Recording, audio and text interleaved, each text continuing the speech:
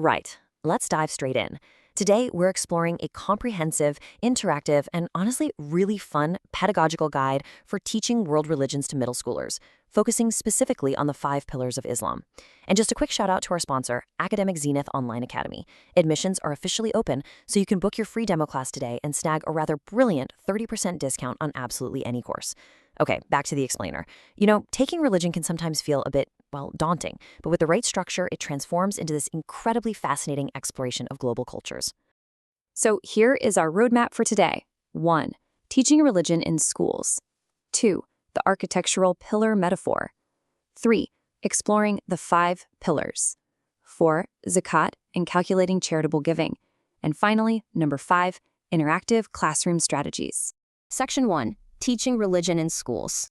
Now, introducing religion into the public school curriculum is often a slightly nettlesome challenge, isn't it? But it is absolutely vital.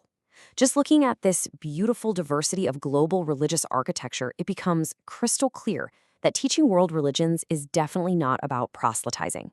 Actually, it's about building a rich, nuanced understanding of our diverse global community.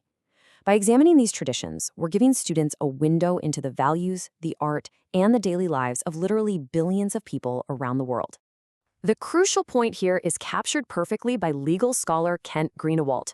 He argues that avoiding religion in education entirely is a massive disservice to our students' civic development. Think about it. If we want to raise globally minded citizens, they simply must possess religious literacy so they can navigate the world with real empathy and understanding. Moving right along to Section 2, the architectural pillar metaphor. When we're dealing with middle schoolers, concrete metaphors are just everything. We introduce the Arabic word rukn to help students conceptualize the whole topic. Ruk means corner or pillar, and by using this concept, we can show students how these 5 essential practices structurally support a Muslim's faith, much like massive physical columns hold up a heavy roof. If you remove a pillar, well, the structure is compromised. It's such a brilliant way to make abstract theological concepts incredibly tangible for young learners. Before we get into the specifics, it's really essential to distinguish the outward, physical actions of Islam from the internal, foundational beliefs. On one hand, we've got the 5 pillars of Islam. These are things you actively do, observable rituals like praying or fasting.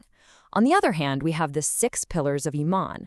These are your internal core articles of faith, such as believing in one God and the prophets. For today's explainer, our pedagogical focus is strictly on those observable rituals, the 5 pillars. Which brings us nicely to Section 3, exploring the 5 pillars. Here we have the 5 pillars listed clearly in both English and their transliterated Arabic forms. Together, these form the obligatory acts of worship for Muslims globally. First up is Shahada, the profession of faith. Second is Salah, the daily prayer. Third, we have Zakat, which is charitable almsgiving. Fourth is Sawm, fasting during the holy month of Ramadan. And finally, Hajj, the pilgrimage to Mecca. Okay, let's make this a bit interactive. Take a quick moment to guess the answer to this super common quiz question that your students might face in the classroom. When looking at Salah, the 2nd pillar, how many times a day do Muslims pray? Have a quick think. And the answer is 5 times daily. Specifically, these prayers happen at dawn, noon, mid-afternoon, sunset, and evening. Furthermore, they are always performed facing towards the holy city of Mecca. It's fascinating because it provides this constant rhythmic reminder of faith throughout a Muslim's entire day. This side-by-side brilliantly illustrates the National Council for the Social Studies theme of comparative world religions. By showing how different faiths practice daily devotion side by side, students learn to identify common human themes across diverse cultures. It fosters a deep, genuine respect for shared devotion, regardless of the specific religion being practiced. Section 4, Zakat, calculating charitable giving. Now this is where we get to bring some brilliant cross-curricular maths learning into the mix. Zakat is an annual, mandatory wealth tax calculated at exactly 2.5% of a person's eligible wealth.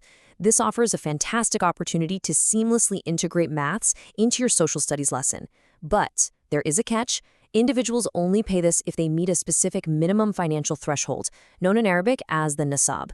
It's an entire system designed to redistribute wealth and actively look after the community's most vulnerable. Let's look at this breakdown. It clearly shows specific assets that are liable for the wealth tax versus the everyday items that are entirely exempt. You'll notice that liquid assets, stocks, and business inventory are all zakatable. However, the absolute necessities of daily life, like your personal home, the car you drive to work, your clothes, they are non-zakatable. It's a highly pragmatic system based entirely on surplus wealth, rather than taxing basic living requirements. It is also very important for educators to highlight the distinct difference between these two terms. Zakat al-Mal is the general annual wealth tax we just calculated. Zakat al-Fitr, on the other hand, is a specific, mandatory per-person charity given right at the end of Ramadan, just before the Eid prayer. Its purpose is to ensure that absolutely everyone in the community has enough food to celebrate the festival properly. Let's move to our final topic, Section 5, Interactive Classroom Strategies. So, how do we make all of this stick for our students? Well, a fantastic tactile activity for younger middle schoolers is the transliterated hand trace craft. Students simply trace their hands onto colored paper. On the first hand, they write the English terms. On the second, the Arabic transliterations. Because there are 5 pillars and, of course, 5 fingers, it physically maps the vocabulary directly to their own hands. It makes it a highly memorable, physical anchor for the lesson. You can also use an acts of worship sorting board. Have your students categorize everyday actions. They quickly learn that in Islamic tradition, positive intentions can turn ordinary daily actions, things like sharing food or helping a friend, into actual acts of devotion. It shows them that religion isn't just something that happens inside a mosque, it's an active guide for how you treat people in your everyday life. I'll leave you with this final, crucial thought. Beyond simply memorizing facts and Arabic vocabulary, how does teaching these structures actually build a more empathetic and globally aware student? Well, when our students understand the profound devotion behind a daily prayer or the deep community care embedded in zakat, they stop seeing others and they start seeing fellow citizens of the world. And honestly, that is the true power of an excellent pedagogical guide. Thank you so much for joining me for this explainer, and a massive final thanks to Academic Zenith Online Academy. Don't forget to claim your free demo class today.